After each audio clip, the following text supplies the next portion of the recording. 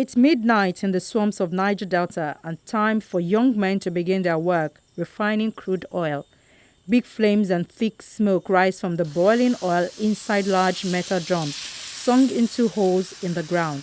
The fire gets more fierce as oil is added to the pot. The workers carry on for over 3 hours and finish before dawn, when they will abandon their bush refinery work to avoid getting caught. The local refinery workers have had to tread carefully ever since Nigeria's military launched a crackdown, sending boats, jeeps and even helicopters to destroy hundreds of such facilities in the country's oil hub in recent months. The men say if their illegal business is shut down, they might end up as criminals or militants. The refinery is the only job I can find to feed my family, even though it is dangerous. We have no choice anymore, so the crude is ours, and I just have to earn some living and to solve my problems. The refiners say they buy crude from gangs, drilling pipelines or corrupt oil workers. The mini refineries have been long tolerated as politicians, oil workers and army officers have been complicit. The refiners get trained by friends working for oil firms who also advise on how to build equipment. On top of it, the refiners' petrol helps ease fuel shortages, part of daily life due to Nigeria's derelict state refineries, while their diesel is sought by hotels and shops relying on generators amid power outages. Refinery owners say they can make 1 million naira from one night.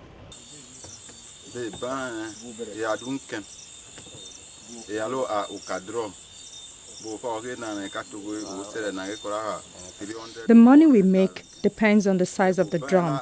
There are pots you can use about 300,000 naira to construct, and such a drum can give you like 200 liters, and sometimes we sell 500,000 naira and even 1 million naira per night.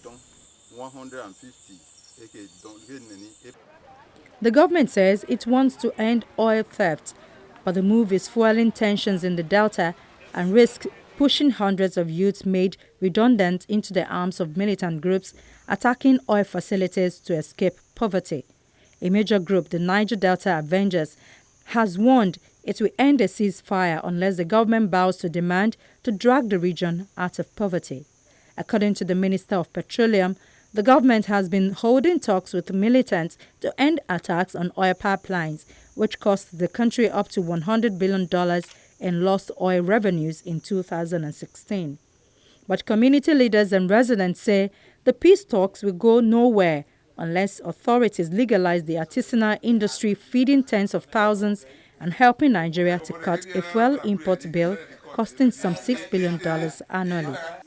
In this small part of the southern region alone, the military shut down more than 50 mini refineries in recent weeks, making hundreds of youths jobless. Some have threatened community leaders, saying they will burn down their houses in revenge. We don't have anything from the government. We don't have no pipe-borne water, no electricity, toilets, none, every toilet facility, none, and we are just left like that.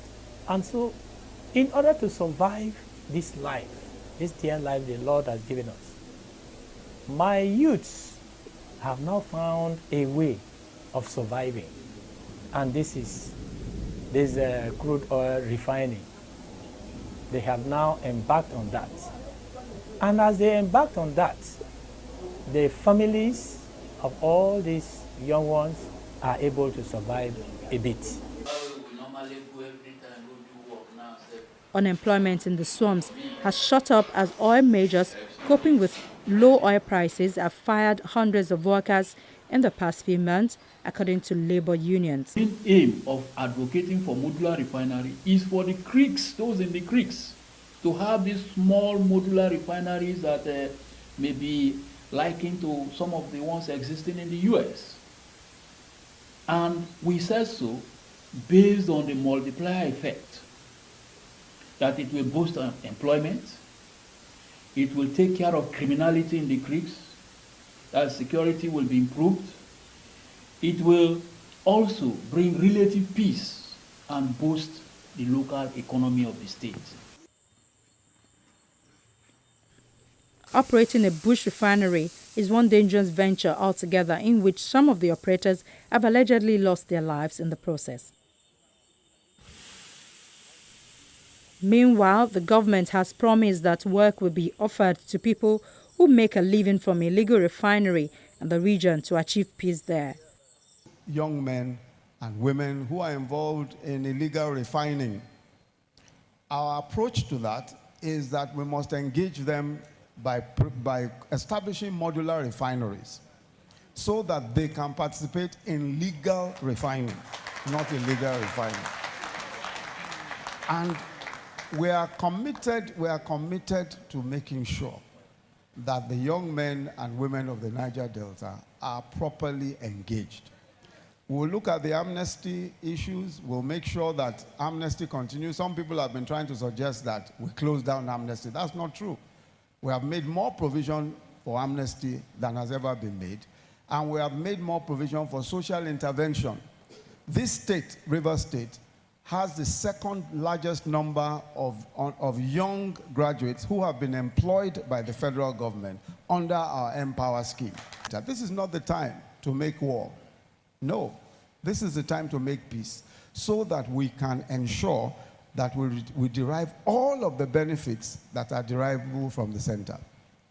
Many of us, you know, sometimes when you look at the things that happen around us, if you look at the things that happen, some of us think that the answer to violence is violence. Some people think that the answer to violence is violence. It's not. If we are violent and we are answering violence with violence, we will eventually end up destroying everything. Industry watchers say even though it remains difficult to quantify the number of barrels of crude oil extracted in the country on a daily basis, the official figures are at best guess estimate. When things are very good, Nigeria produces about 2.2 million barrels of crude oil per day. The oil-rich Niger Delta continues to strive in abject poverty due to oil theft and mass pollution of the environment occasioned by oil spillages, legal and illegal oil refining, and recently destruction of illegal artisanal refineries by government special joint task force with serious ecological, environmental, and human impact, with many communities losing their farmlands and water sources to pollution. Environmentalists say burning the bush refineries have direct impact on the ecology, the terrestrial and aquatic lives, and the individuals and people living around these places who depend directly on water and other natural resources, thereby creating toxic situations, and the people eat fish laden with metals, for which reason, they say, the health and life expectancy in the Niger Delta is the lowest in Nigeria. We have always said Nigeria has one of the highest number of environmental laws. The problem is enforcement. Who enforces? Government is not doing enough to enforce these laws. Government can still do more. One, in enforcing the laws, and then bringing to book whoever is caught defaulting the law. Successful removal of illegal bush refineries by the Joint Task Force is one thing, but sustaining it is another challenge. Experts agree that government should create jobs for those young people and women and increase the value chain of agriculture in the region. Because when there are more opportunities for young graduates to get jobs, none of them will embark on such risks.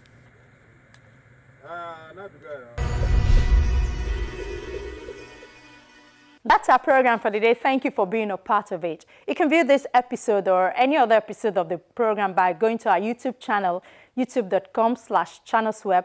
Click on the playlist menu and then click Add File. From me, Ayola Kasim, and the rest of the crew here in Lagos, it's bye for now.